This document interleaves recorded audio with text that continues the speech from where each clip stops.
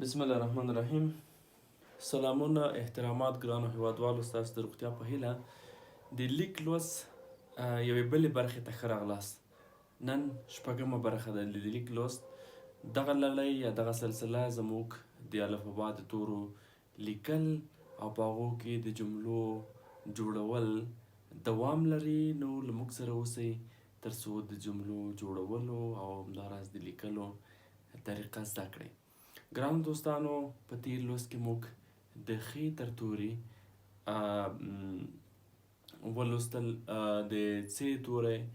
نو نن موږ راځو د پښتو د تورو ځانګړی حرف یا ځانګړی توری چې هغه یا د پښتو د ځانګړو حروفو د ډلې څخه ده، هغه د ز توری ده. ز هم پښتو ته ورته په دغه شکل یعنی ښې ته ورته ده، خو په سر یو حمزه د دې لیکل کېږي چې دې ته موږ پښتو ځانګړی توری یا د پښتو ز توری وایو. په دې کې هم زه درته یو نوم لیکم او جملې پکې جوړوو چې جملې عبارت دي له مثلا زه په دې کې یو نوم لیکم چې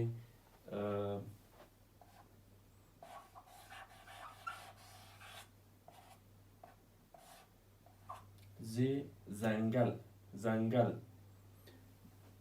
د دری جنگل میگن، جنگل یا زنگل پښتو کې ده.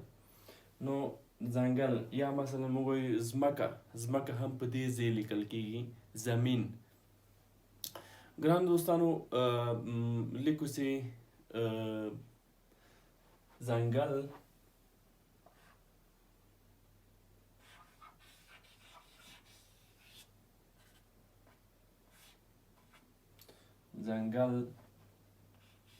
د هېواد آبادي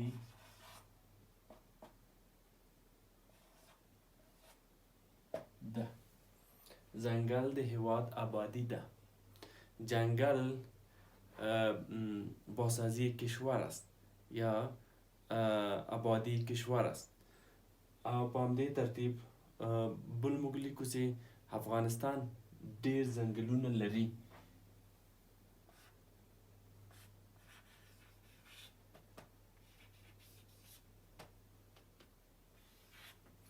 افغانستان ډېر ځنګلونه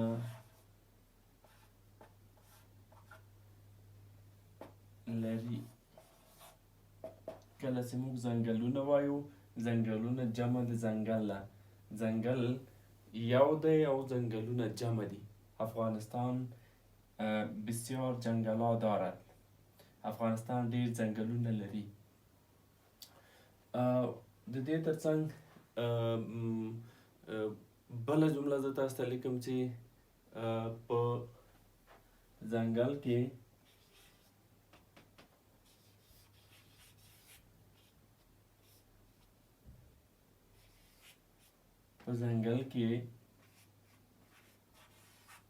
ډول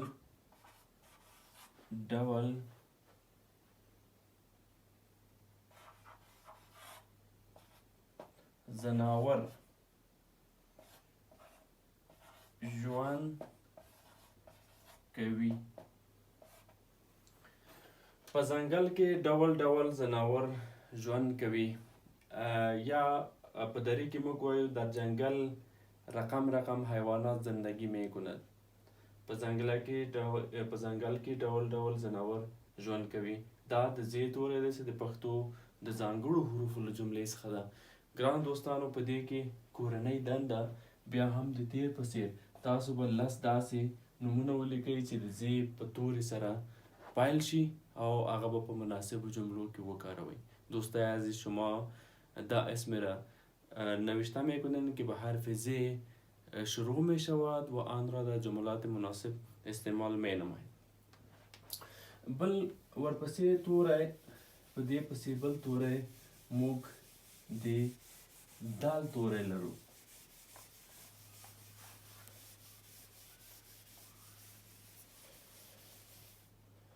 چې د دال په توري کې زه تاسو ته لیکم دال چې تاسو سره بلد یاستئ دغه توری ده. د دال په توري کې زه لیکم مثلا دال دین، دال دین، چې په دې کې زه تاسو ته جمله هم لیکم زموږ دین اسلام دی، زموږ دین اسلام دی. دریه دین ما اسلام است، دین ما اسلام است. یا بله جمله درته لیکم چې زموږ دین پنځه بنا لري، زموږ دین پنځه بنا لري. چې پنځه بناوې عبارت دي له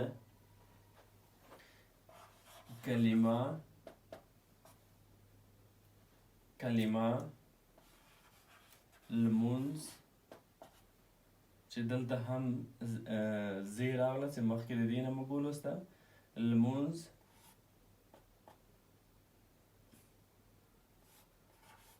روژه، زکات او حج.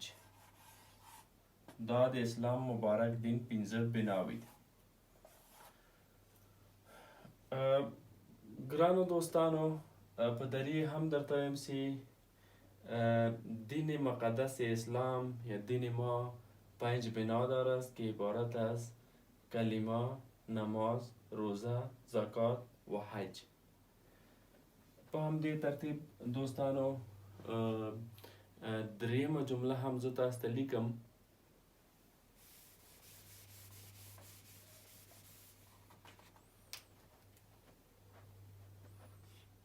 د اسلام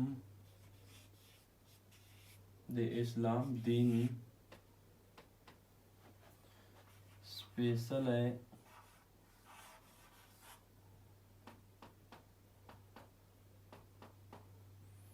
سپیڅلی او واقعي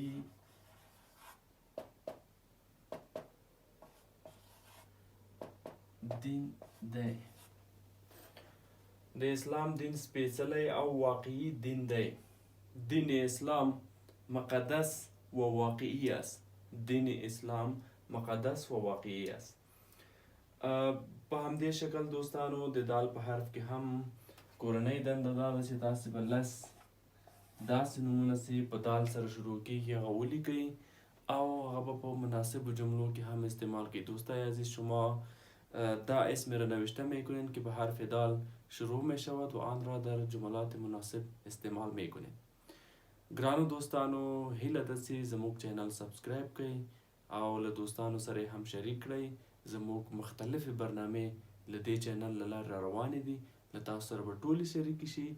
نو له موږ سره اوسئ. تر راتلونکي درس مو په پاک رب سپارم. ښه وخت، پاک الله مو مل.